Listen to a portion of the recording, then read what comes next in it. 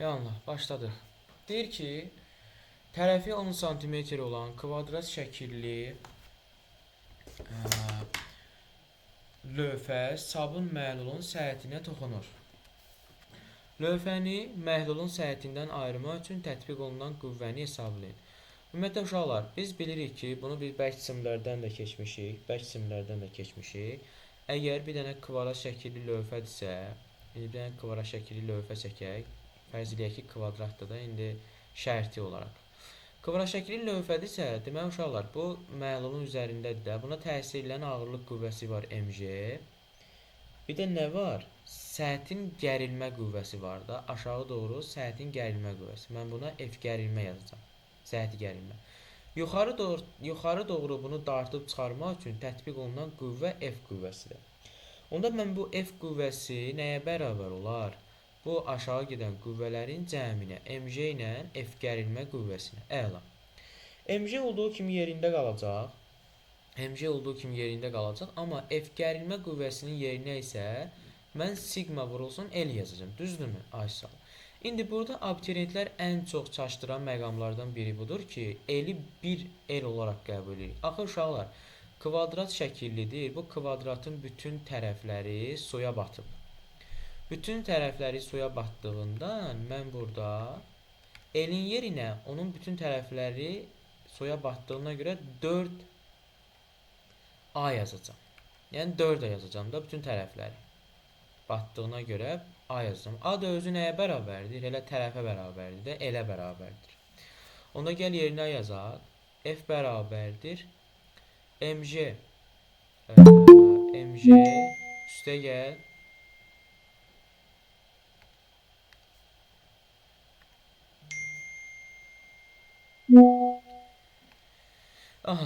mg üstə gəl F gərilmənin yerinə də səthi gərilmə qüvvəsinin yerinə də 4 sigma vurulsun A yazacağım.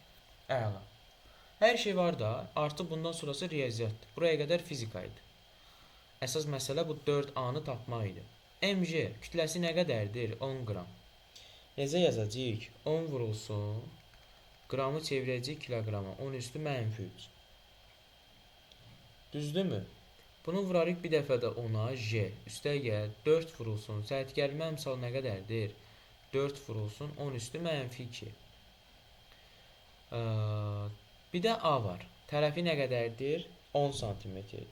10 cm-i də mən 10 vurulsun 10 üstü -2 yazacağım. Metrə çevirdim.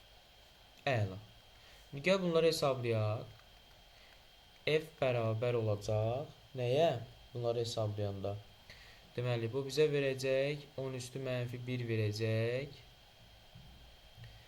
Deməli, uşaqlar, bu verəcək bizə nə qədər? 10 vurulsun, 100 vurulsun, 10 üstü -3. -3 vurulsun 100. Üstə gəl. Deməli, bu bizə verəcək 4, 4, 16, 160. Deməli, bir dənə bundan getdi. 160 verəcək də. Kimdir gələnlər? Uşaqlar, vaxtında qoşulun. Vaxtında dərsə qoşulun. Aha. Deməli, 100 vurulsun 10 üstü -3. Üstə gəl. 160 eləyəcək də bu. Çox güman ki. 106, 16, daha doğrusu 16 vur 10 üstü -3. Bu da bizə verəcək nə qədər? 116 mikronewton. İndi hesablama nəticə odur. 116. Uşaqlar, vaxtında dərsə qoşulun. 116 cavab D. Kim D yazıbsa düz yazıb. Yəni əsas bunun fizikası burada bitir. Bundan aşağısı riyaziyyatdır. Riyaziyyata da çox vaxt sərf etmirik. Bizə deyir ki, uşaqlar, rəqsin amplitudunu hesablayın. Bax, təcilin zamandan asılı, yəni tənliyin verib bizə. Sinus qanununun dəyişən tənliyi verib. Biz ilk öncə təcilin maksimal qiymətini tapmalıyıq. Nə qədərdir? 20. Bəs omega nə qədərdir uşaqlar? Omega T-nin əmsalıdır, yəni 2pi. Omega 2piyə bərabərdir. Əla. Məndən nəyi istəyir? Rəqsin amplitudunu. Yəni məndən XM-i istəyir. Əla. XM üçün də düstur bilirəm də. A maksimal bərabərdir. Omeqanın kvadratı vurulsun XM-dir. XM-i tapsam, A maksimalı, yəni təcilin amplitud qiymətini böləcəm omeqanın kvadratına. Bu da bərabərdir 20 böləcəm omega 2 pi-dir. Kvadratı 4 pi kvadrat. Bu da bərabərdir 20 bölünsün 4 vurulsun pi kvadratında 10 verir. 20-yi də 40-a böləndə bizə 0.5 metr verəcək. Cavab B. Keçdik 33.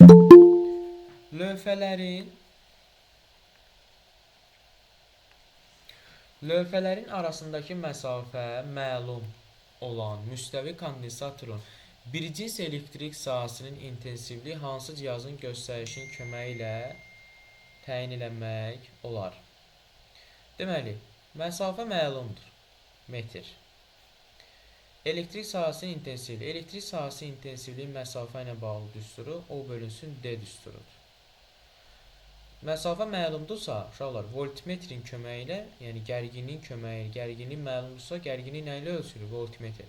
Voltmetrin köməyi ilə biz intensivliyi təyin eləyə bilərik. Keçdik 34-ə.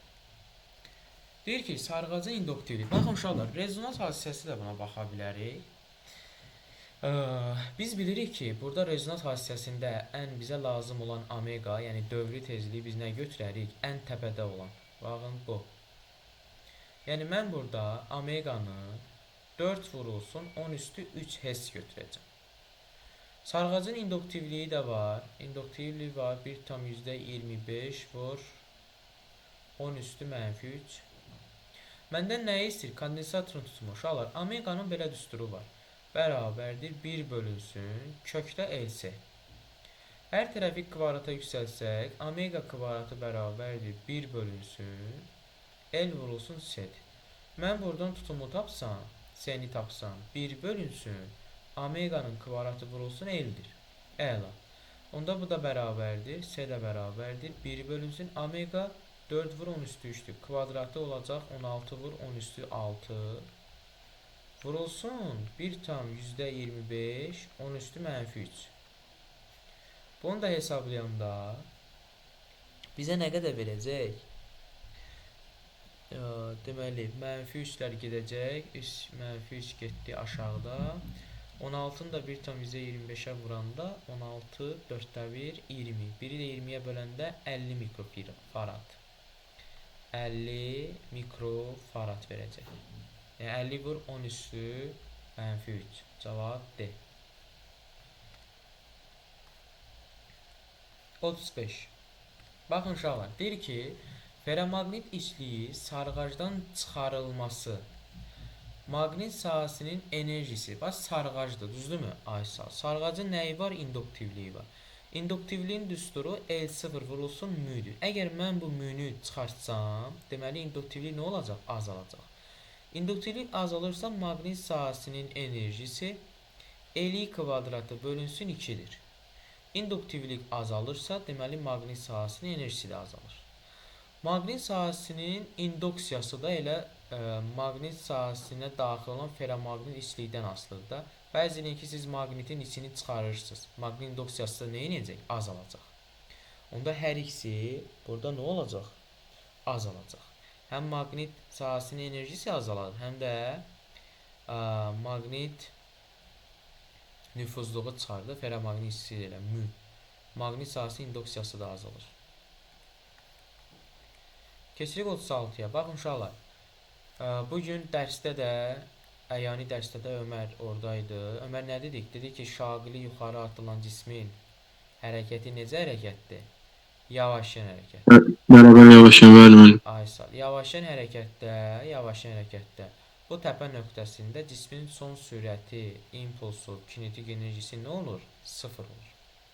Tək qalxma müddəti buna deyirdik. Amma potensial enerjisi isə maksimum olur. Deməli, mən potensial enerjisini zamandan asılı qrafiğini çəksəm əgər, Y potensialı T'dən asılı zamandan asılı qrafik çəksək, get-gedə artacaq, öz maksimal nöqtəsini, yəni qiymətini alandan sonra azalacaq. Və belə olacaq. Yəni A variantı kimi. Get-gedə artır, ən maksimal nöqtədə öz maksimum qiymətini alacaq.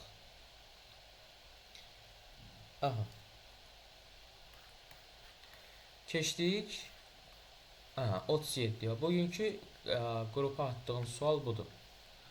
Deməli, diqqətlə dinləyin. Uşaqlar bizə deyir ki, sıxlığı suyun sıxlığından böyük olan cisim boş qabın içərisində ipdən asılıb. Bu su qaba doldurularkən suyun səviyyəsinin hansı intervalında ipdə yaranan gərilmə qüvvəsi yazılacaq. Uşaqlar, biz birinci buna təsir edən qüvvələri göstərək. Aşağı doğru nə təsir edir? Ağırlıq. Yuxarı doğru isə ipin gərilməsi var, T. Bir də suyu, indi su ilə dolacaqsa, suyun cismə tətbiq etdiyi Arximed qüvvəsi var da.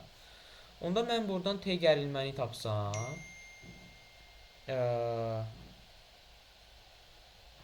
deməli, mg'dən çıxacam nəyi? F Arximed. Əla. F Arximedin də ayrıca düsturunu bilirik ki, rho maye, J və batandır. Aha. İndi uşaqlar, mənə deyir ki, azalacaq. Gərilmənin azalması üçün cismin kütləsi dəyişmir də, sabit qalır. Yəni bu mg heç bir təsir eləmir. Amma gərilmənin azalması üçün bu Arximed qüvvəsi artmalıdır ki, qabağındakı bu mənfi işarə gərilmənin azalmasına səbəb olsun. Düzdürmü? Arximed qüvvəsinin də artmağının bir dənə səbəbi var. Batan hissəsinin həcmini artırmalıyam. Batan hissəsinin həcmini artırmalıyam. İndi fikir verin. Batan hissəsinin həcmi artanda Arximed artacaq. İndi qulaq asın mənə. Batan hissəsinin həcmi, bu AB hissəsinə fikir verin. Təsəvvür edin ki, su buraya qədər dolub. Su buraya qədər dolub. Bu cismə nəsə təsiri olar? Yox. Çünki cisim sudan çöldədir də, onun altı dolub. Amma uşaqlar, siz fikir versəniz, BC hissəsində artıq cisim su ilə dolur. Artıq batan hissəsi nə olur? Artır. Batan hissəsi artır. C nöqtəsindəki səviyyəyə çatana qədər artıq nə olur? Bu tamamilə suda itir. CD hissəsində isə bu hissəsində bu maye ilə dolub da, onsuz batıb bu. Maye ilə dolub. Mən nə qədər də bunun üstünə su töksəm, bu yenə batıb da, tamamilə batıb. Yəni CD hissəsində heç bir təsir olmayacaq batan hissəyə.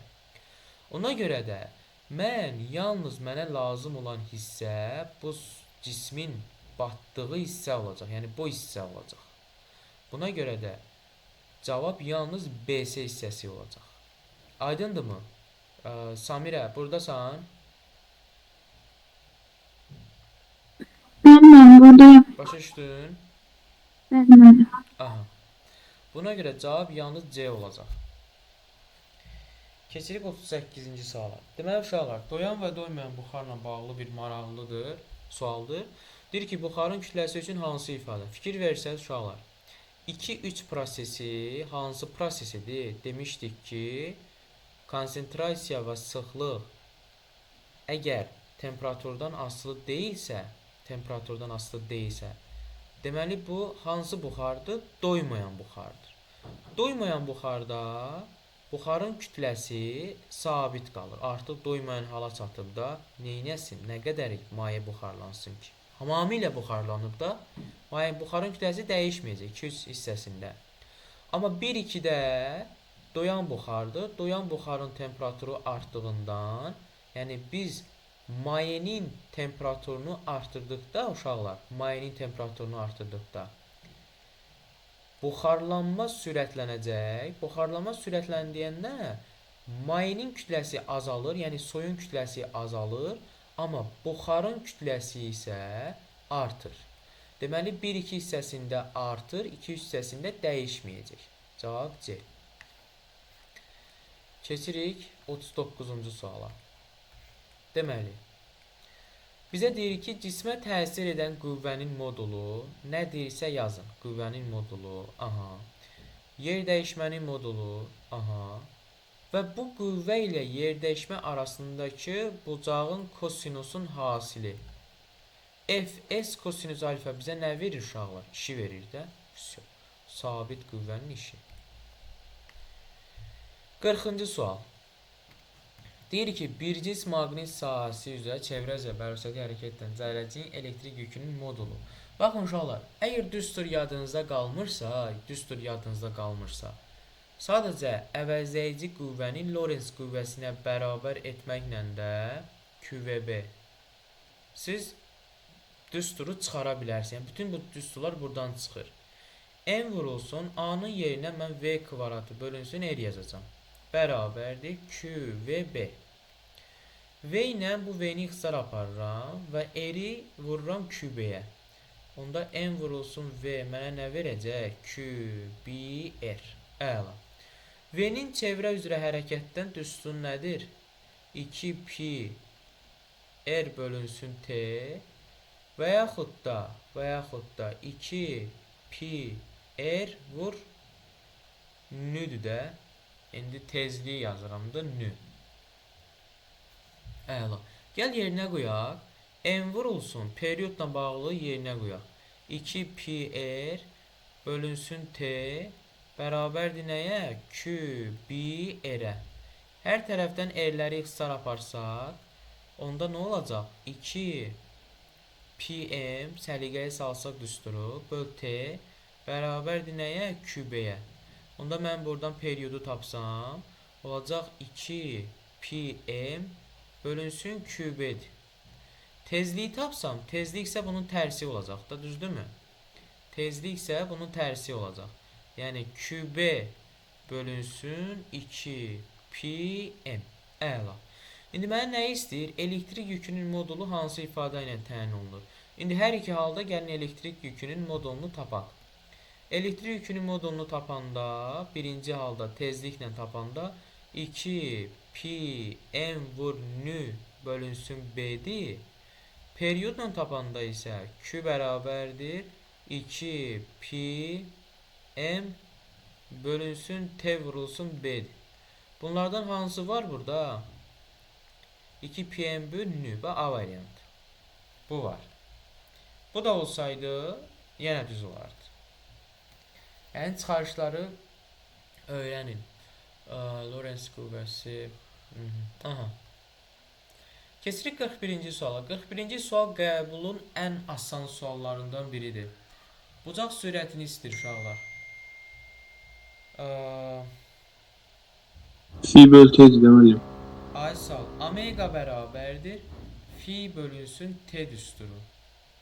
Bu da bərabərdir. İstənilən zaman anına uyğun siz fi'ni götürə bilərsiniz. Yəni 12 bölünsün 4 bu da bizə verəcək nə? 3.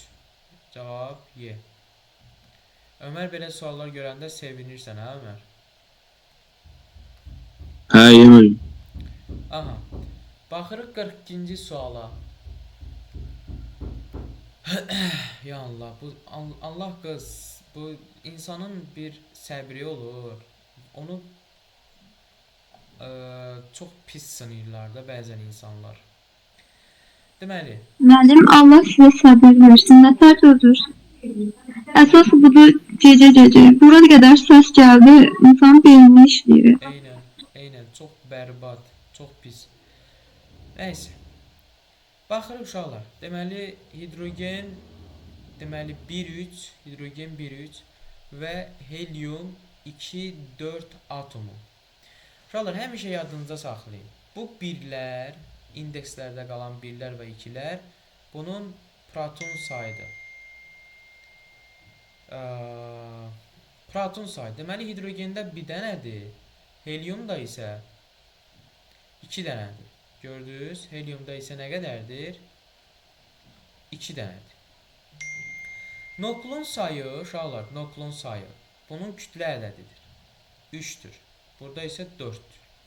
Yəni noklun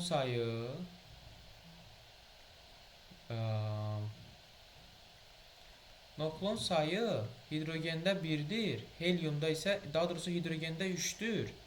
Heliumda 4'tür. Neutron sayı isə uşaqlar A çıxılsın Z'dir də. A nədir? Hidrogəndə 3'tür. 1 çıxanda 2 eləyir. Həmçinin heliumda da 4-dən də 2 çıxanda 2 eləyir. Deməli bunun neytronları sayı bərabərdir. Gəl baxaq. 2 neytrona malikdir hər ikisi. 3 nukleona malikdir hidrogen. 1 protona malikdir hidrogen. Protonların və neytronların sayı eynidir. Protonların və neytronların sayı eynidir. Protonların və neytronların. Bu qalsın hələ ki. Kütlə ədədinin yük ədədinə nisbəti 2-yə bərabərdir. Kütlə ədədinin yük ədədinə nisbəti 2-yə bərabərsə bu 5-dir. Kütlə ədədi 4-dür, yük 2-dir. 4-ü 2-yə böləndə 2 verir. Amma 3-ü 1-ə böləndə 3 verir. Aha, indi gəl burada variant var. Var. 1-ə nə getdi? 2, 3, 1, 2, 3, 5, 1. 2, 3, 5, 1. 2, 3, 2, 3, 5, 1. Deməli uşaq 2, 3, 5, 1-dir. Hansı variantdır o? Mən B variantı, amma içinə 4 dənə. 4-ə baxaq, 4-ə baxaq. Protonların və neytronların sayı, çaşdırdım hemen. 4 də 2-yə gedir uşaqlar. Çünki protonların sayı 2-dir, neytronların sayı da 4-dən 2 çıxanda yenə 2 eləyir. Cavab 2, 3, 1, 4, 5-dir. 2, 3, 1, 4, 5, B variantı. 43. Verilmiş riyazi rəqqasda rəqsin amplitudunu artırdıqda rəqsin tezliyi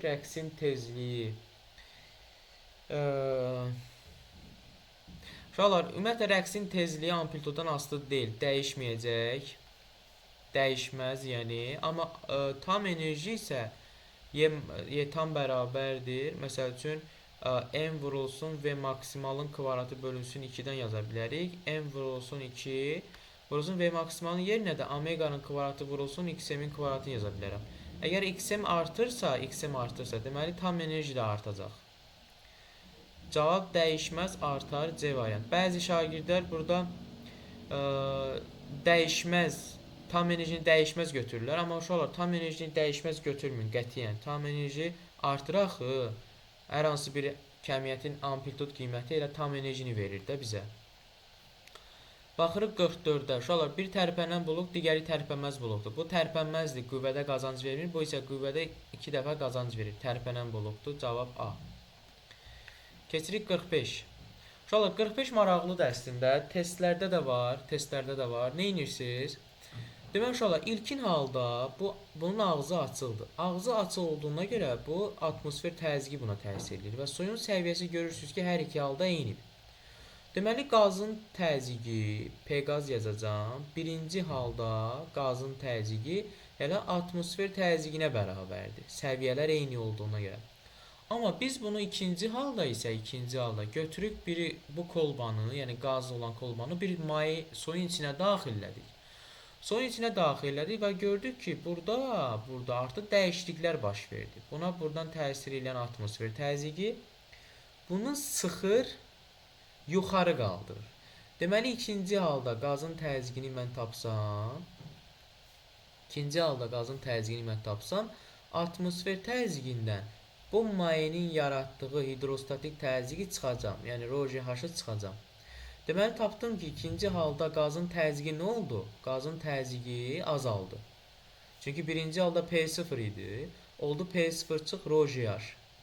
Yəni, bu mayenin, belə deyim də, tarazlığından yuxarıda, yəni bu atmosfer təzyiqi çoxdur ki, bunu sıxıb yuxarı qaldırır. Düzdürmü? Sıxıb yuxarı qaldırır. Onda atmosfer, daha doğrusu qazın təzyiqi azaldı. Qazın təzyiqinin azalması nəyə görə oldu? Ona görə oldu ki, uşaqlar, mən bu qazı suyun içinə salanda molekulların hərəkət sürəti azalır. Molekulların hərəkət sürətinin azalması nəyin azalmasına gətirib çıxarır? Təbii ki də temperaturun azalmasına gətirib çıxarır. 3/m-də molekulların orta kvadratik sürəti azaldığından temperatur da azalır. İndi gəlin baxaq variantlara. Qazın təzyiqi dəyişməmişdir, səhvdir. Təzyiqi dəyişdi axı, azaldı. Qazın sıxlığı azalmışdır, səhvdir. Qazın kütləsi azalmışdır, səhvdir. Qazın temperaturu azalmışdır, düzdür. Qazın temperaturu artmışdır, səhvdir. Cavab D variantı. 46. Baxın uşaqlar, intensivlik xəttləri daha doğrusu intensivlik necə hərəkət edir? Hardan hara yönəlir? Müsbətdən mənfiyə. Düzdürmü? Və biz bir dənə mənfi yük daxil eləmişik sahəyə. Hansı istiqamətdə? Əksi istiqamətində. Onda bu mənfini itələyər qabağa doğru. Bu müsbət də bunu cəzb eləyəcəkdir özünə, düzdürmü? Yəni bu istiqamətdə həm təcil, həm də qüvvə sürət istiqamətinə olacaq.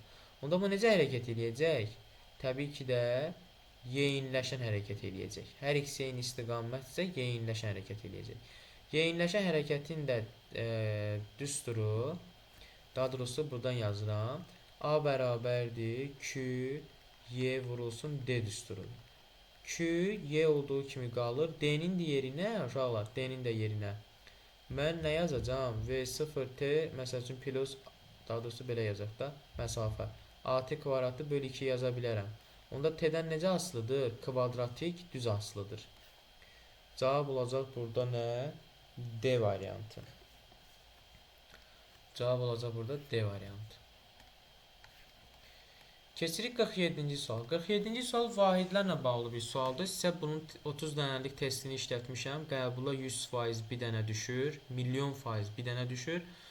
Joule vurulsun amperi biz nə yazacağıq?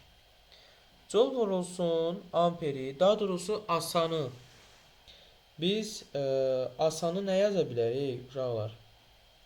Asanı kulon kimi yaza bilərik də. Aysal, asanı kulon kimi yaza bilərik. Onda gəl kök altında Joule da QO kimi yaza bilərik də. Yəni kulon vurulsun volt vurulsun amper vur saniyə vurulsun kulon demişdik. Bölünsün volta. Voltlar getdi, kulonun kvadratı verdi bizə bir dənə kulon. Kulon da nəyin vaididir? Q-nin vaidi. Elektrik yükü B variantı. Keçirik 48-ə. Demək uşaqlar bizə deyir ki, uzaqdan görmə qüsuru olan gözdə A və B şüaları hansı nöqtədə kəsişirlər? Baxın uşaqlar, yadınızda qalsın. Uzaqdan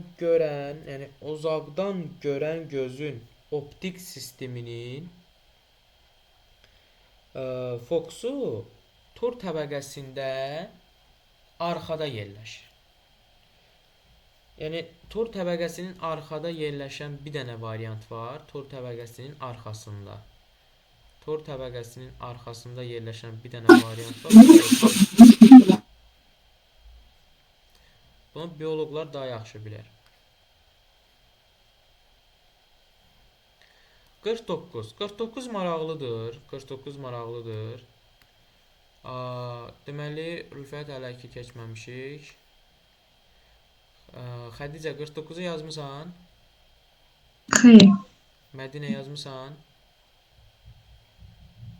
Mən Y yazmışım. Necə yazmısan Mədinə? Yaxşı. Birinci yazdım. Yaxşı. Səsküydür, sınavımız. Qulaq. Baxın uşaqlar. Metalın üzərinə dalğa uzunluğu lambda olan işıq salındıqda qopan fotoelektronların maksimal kinetik enerjisi çıxış işinə deyir ki, bərabərdir. Əla. Bu metalın üzərinə dalğa uzunluğu 0.5 lambda olan işıq salındıqda qopan fotoelektronların maksimal kinetik enerjisi metalın çıxışından neçə dəfə böyükdür? Baxın uşaqlar, ilk öncə biz fotoeffekt üçün düstur yazmışdıq da. Y foton bərabərdir A çıxış işi üstəgəl Y kinetik. Düzdürmü? Əla. Yəni mən fotonu HC bölünsün lambda kimi yazıram.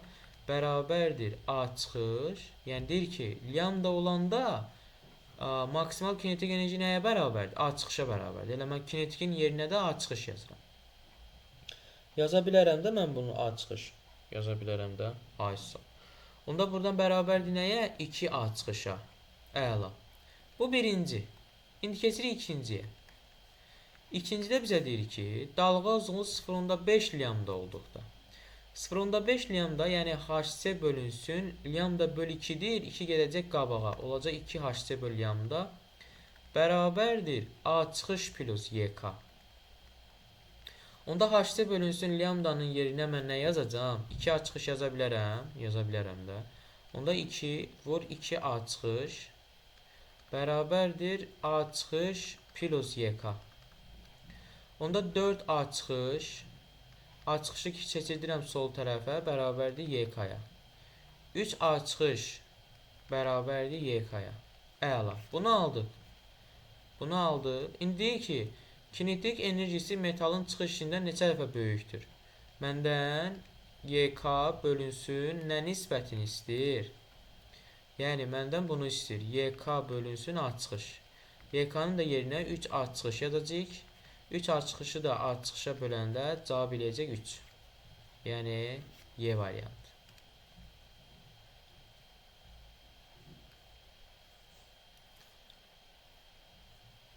Aydın, kiməsə aydın deyilsə, səsi açsın uşaqlar, desin.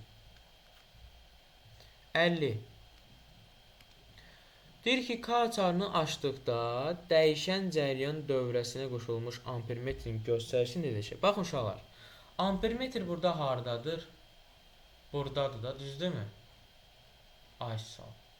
Yəni, mən bu K açarını qapadım, nə bilim, birləşdirim, açım. Bu ampermetrə nəsə bir təsiri var? Təbii ki də yox. Yəni, buradan gələn cəryan keçir gedir də öz işindən, öz işində, öz gücündən. Yəni, bu K açarının ona heç bir aidiyyatı yoxdur. Buna görə də dəyişməyəcək. Əgər açar burada yox, açar burada olsaydı, o vaxtı dəyişəcəkdir. Kondensatorların birləşməsi, gərginliklə bağlı olanı götürəcəkdik. Daha doğrusu kondensatorla bağlı burada sarğac XM tutum müqavimət düsturundan istifadə edəcək. 1 bölünsün omega vur C. Amma K açarı ampermetrə heç bir aidiyyatı olmadığına görə biz dəyişməz götürürük. Keçirik 51. Baxın uşaqlar, bu düz xəttdən düşüb, yəni baxın düz xəttindən də sual düşüb. Bu sualı mən sizə izah eləmişəm. Hansı qəbuldur, yadımdan çıxdı, amma izah eləmişəm. Hətta sınaqlara da salmışdım. Baxın, bir mənalı olaraq yadınıza saxlayın. Bir cismi necə hərəkət edir? Bərabər yavaşlayan. İki cismi necə hərəkət edir? Bərabər sürətli. Üç cismi necə hərəkət edir? Bərabər yeyinləşən.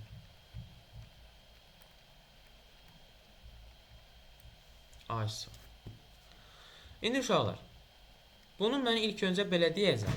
Sonra qrafiklərə keçəcək. Baxın, sürəti 0 ola bilər deyilsə, siz birbaşa yeyinləşən hərəkət götürməlisiniz. Niyə? Çünki bərabər sürətli hərəkət eləyirsə, uşaqlar, o müəyyən bir sürətə malikdir. O müəyyən bir sürətə malikdir və öz sürətini qoruyur da, sürəti sabitdir, konstantdır. Onda niyə başlanğıc anda sürəti 0 olsun? Yəni, ta ki, ondan sabit sürətdən hərəkət eləyir də, bərabər sürətli ola bilməz. Bərabər yavaşlayan. Bərabər yavaşlayan, məsəl üçün, sürəti ta ki, bərabərdir 30-dan get-gedə azalır, tormozlamağa başlayır. Məsəl üçün, siz maşını sürürsünüz, yolda görürsünüz ki, dayanacaqdır. Siz nə edirsiniz? Əyləcə basırsınız, get-gedə dayanır da. Bu yavaşlayan hərəkətdir. Sizin sürətiniz 0-dır, başlanğıcında 0 olsa, siz necə yavaşlayan hərəkət edə bilərsiniz? Sizin bir müəyyən bir sürətiniz olmalıdır ki, sonra yavaşlayan hərəkət eləyərsiniz. Buna görə yavaşlayan da olmaz, amma yeyinləşən hərəkət ola bilər. Əgər cisim sükunətdədirsə, birbaşa təcil alaraq yeyinləşən hərəkət eləyə bilər. Bu bir üsuldur. İkinci üsul qrafiklərlə çəkin. Baxın, birinci hərəkət hansıdır? Yavaşlayandır. Sürətin zamandan asılı qrafiklərini çəkin. Yavaşlayan hərəkətin qrafiki budur. Bərabər sürətli hərəkətin qrafiki V-nin T-dən asılılığı budur. Bərabər yeyinləşən isə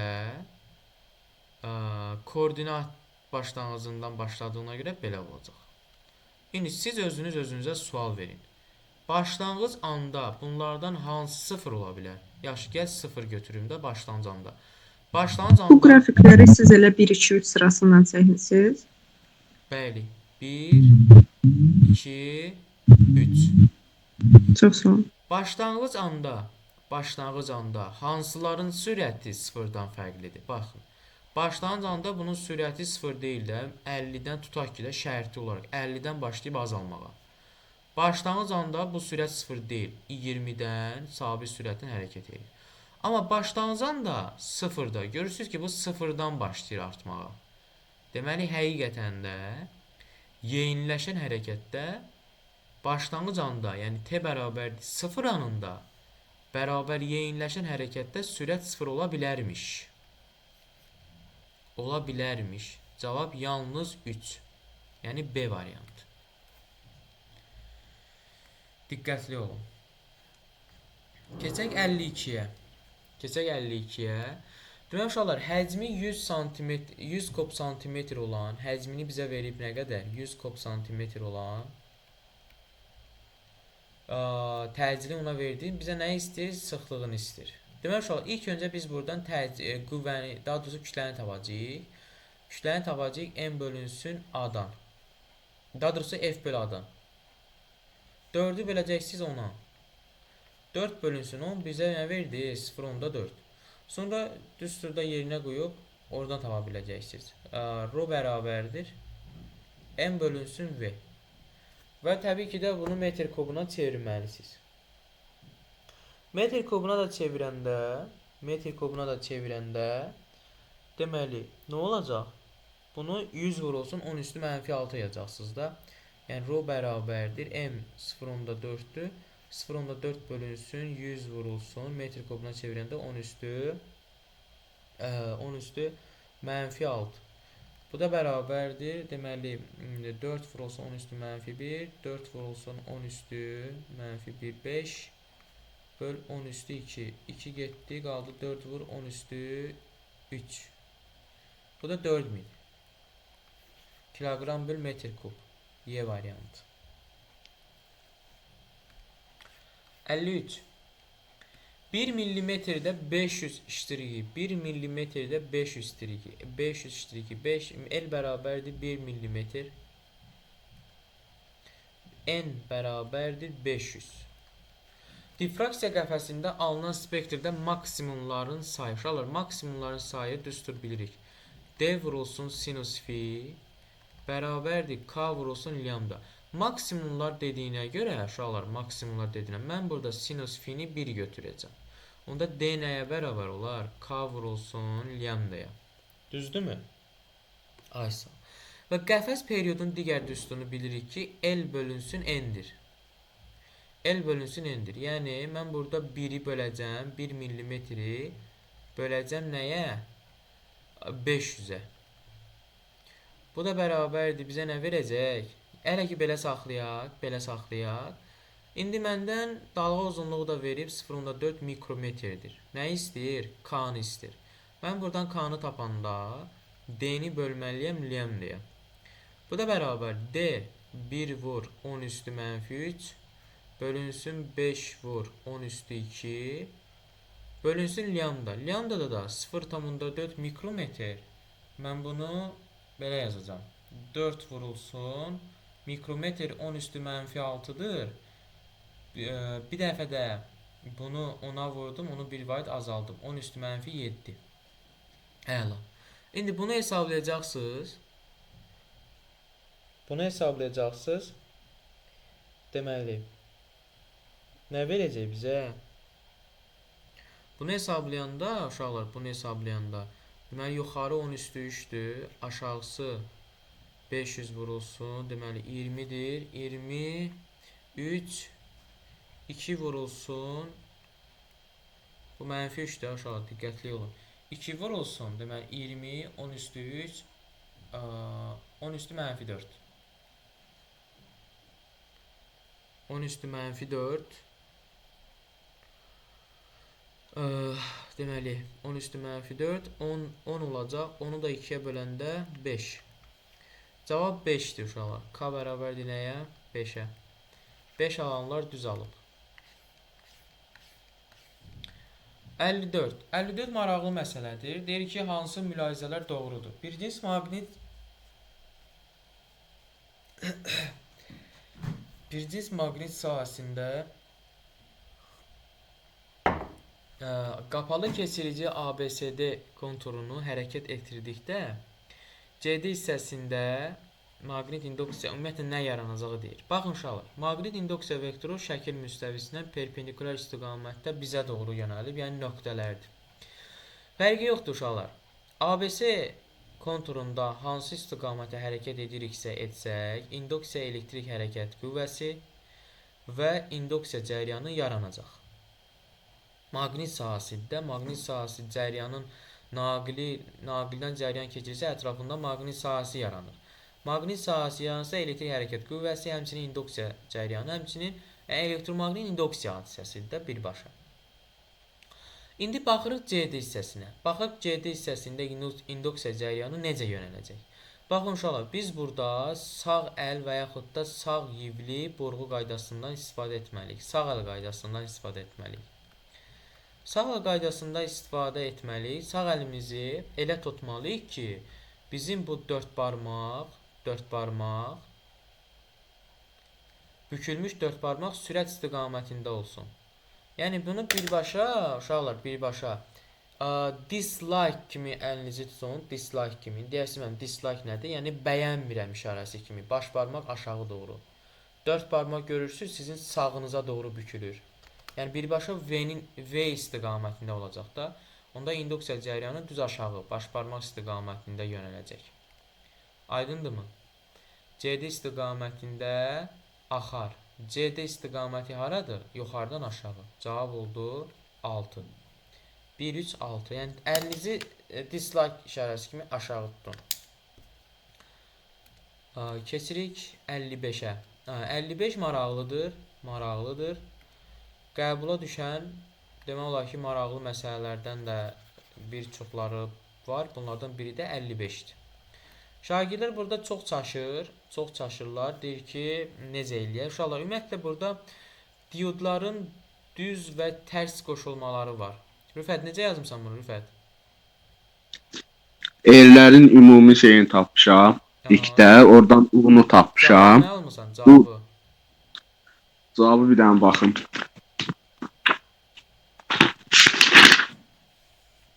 Cavab 18. Aha. Baxın uşaqlar, ilk öncə mənə deyir ki, dövrədə ampermetrin ilkin göstərişi nə qədərdir? 24 milliamper. Mənbəyin gərginliyini dəyişmədən qütblərinin yerini dəyişsək, ampermetrin göstərişi nəyə bərabər olar? Mənbəyin gərginliyini dəyişmədən qütblərin yerini dəyişsək. İlkin variantda qütblərin yerini hələ ki dəyişmirəm. Cəryan bilirik ki, müsbətdən gəldi. Baxın uşaqlar, bu diod tərs qoşulub. Bu diod cəryanı buraxmayacaq bura keçsin. Yəni buradakı R3 müqaviməti nəzərə alınmır. Gedir. Bir R2-dən gedir. Bir də ki R3-dən R1-dən keçəcək. Və bunlar bir-birinə necə qoşulub? Paralel qoşulub da, düzdürmü? Paralel qoşulanda, yəni R1-2-ni tapanda R1 vur R2 bölünsün onların cəmi R1 plus R2. Yəni R1 nə qədərdir? 30, 20, 50 aşağıdadır. Yuxarıda da nə qədərdir?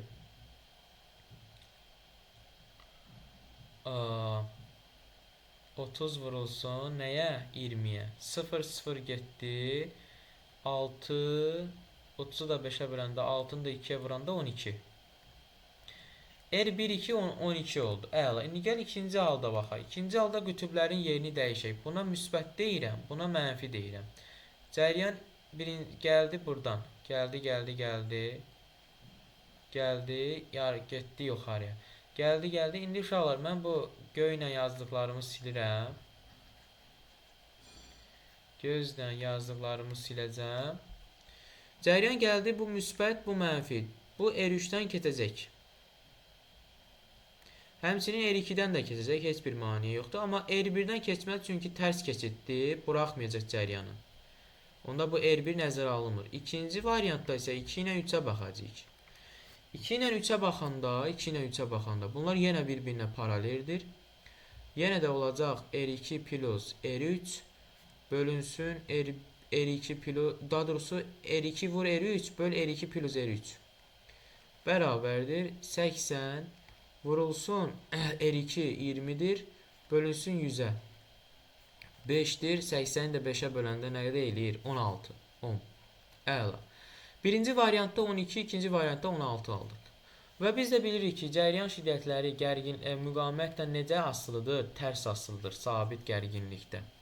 Yəni mən bura I1-in I2-yə olan nisbəti R deməli 2-3-ün tərs asılı olduğuna görə R 1-2-yə olan nisbətini yazacağım. Gəlin yazaq. I1 nə qədərdir? 24 bölünsün I2-yə bərabərdir R200 16 bölünsün 12'yə.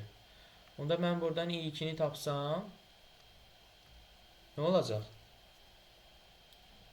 I2'ni tapsam nə verəcək bizə uşaqlar? Deməli 12 vur 4 24 bölü 3. 12 vur 24 böl 16. 8'ə O böləndə 18 edir da müəllim 18. hə, 8'ə böləndə 2 eləyir, 8'ə böləndə 3 eləyir, 12 2'ə böləndə 6 altında 3'ə böləndə 18. 18 kim yazıbsa düz yazıb. Aha.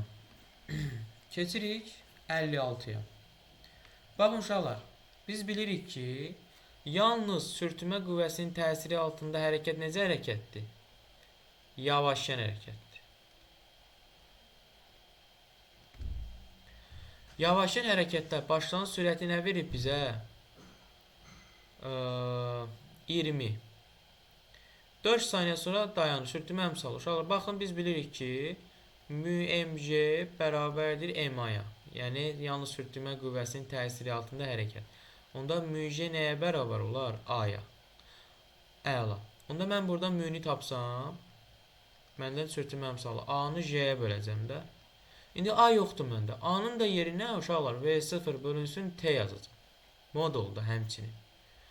Çünki onsuz son sürəti 0'dır, dayanacaq. Niyə? Çünki sürtünmə qüvvəsi bunu hərəkətin əksinə yönəlir də.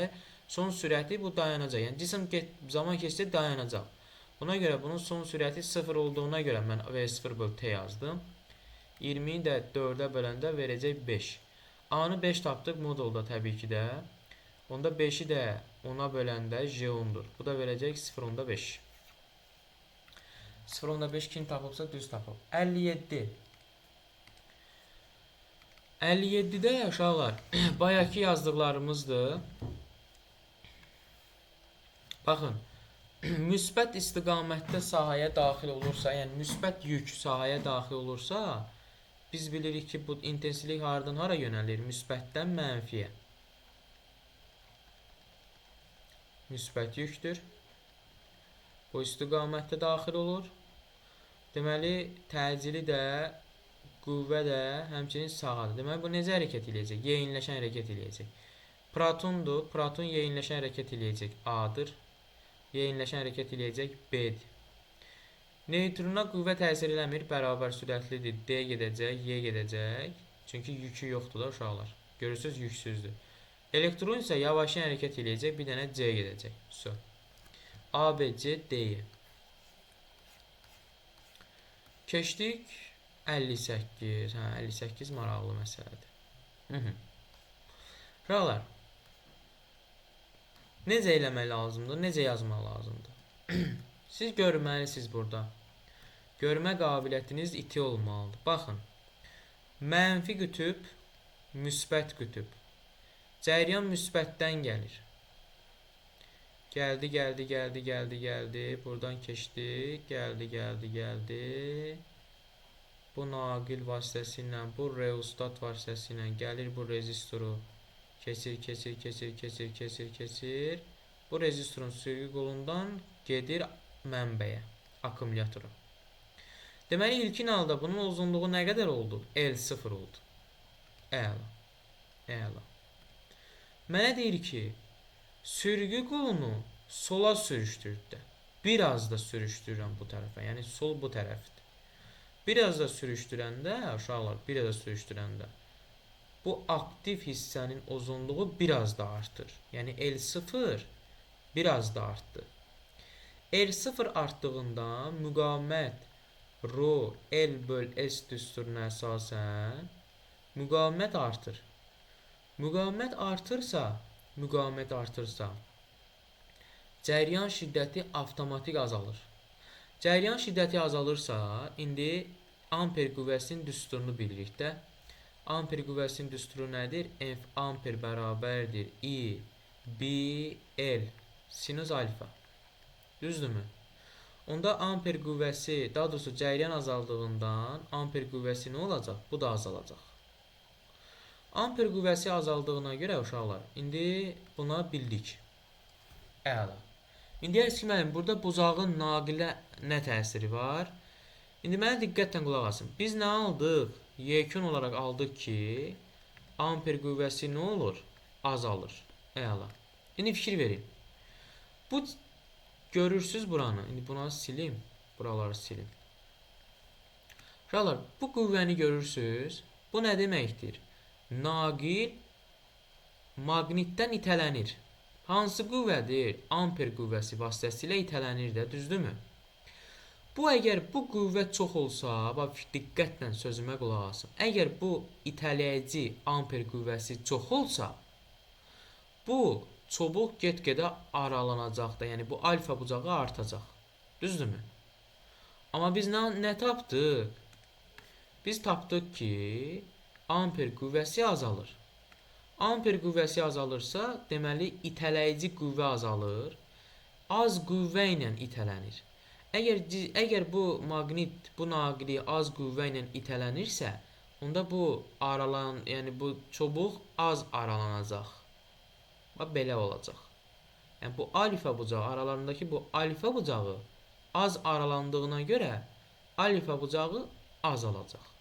Yekunda alfa bucağı necə dəyişdi? Deyirsiniz ki, alfa bucağı azaldı. Təbii ki də cavabınızı əsaslandırın deyir. Təbii ki də bu düsturları yazırsınız. Xətt olaraq cəryanın istiqamətini göstərirsiniz. Bəzəkli, düzəkli edirsiniz, yazırsınız. Aydın oldu mu?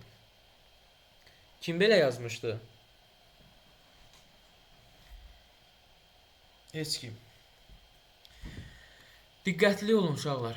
Keçirik 59. 59 bizim bildiyimiz ağırlıq qüvvəsidir. J0 düsturu nədir? J bölünsün R kvadratıdır da. Düzdürmü? Yer səhətində. Amma müəyyən hündürlükdə olanda isə müəyyən hündürlükdə J bölünsün R plus H-ın kvadratıdır. İndi A nöqtəsi müəyyən hündürlükdür də J0 böl 4-dür. J0 böl 4-dürsə uşaqlar J0 yerinə bu ifadəni yazarıq.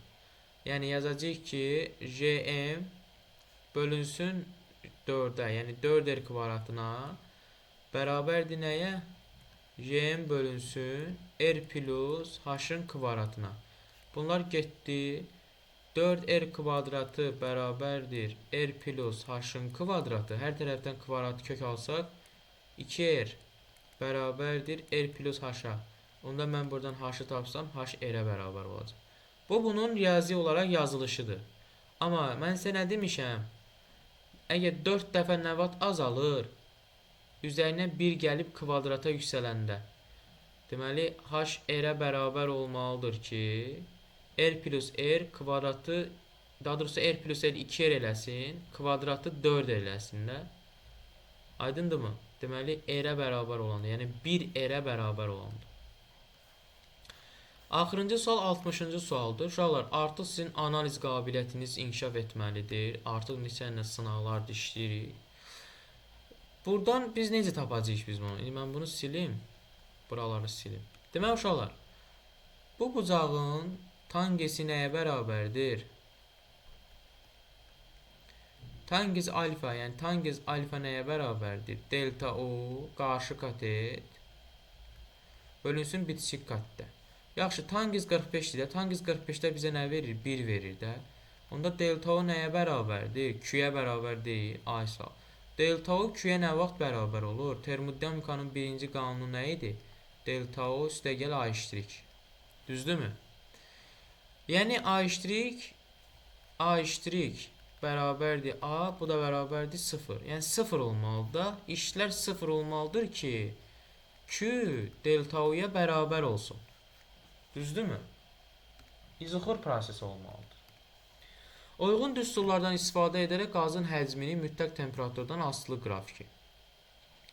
Onda mütləq temperaturdan asılı qrafiki qazın həcmi. Qazın həcmi sabit qalmalıdır təbii ki də. Niyə? Çünki izoxor prosesdə bunlar 0 olur. Amma temperatur artmalıdır. Niyə? Çünki daxili enerji artır. Daxili enerji artır. Və qrafikdə budur. Kim belə yazıbsa, bu düsturları kim yazıbsa, cavab düzdür. Beləliklə 2024-cü ilin 1-ci qrupun 2-ci şansının qəbul imtahanının axırına da gəlib çatdıq.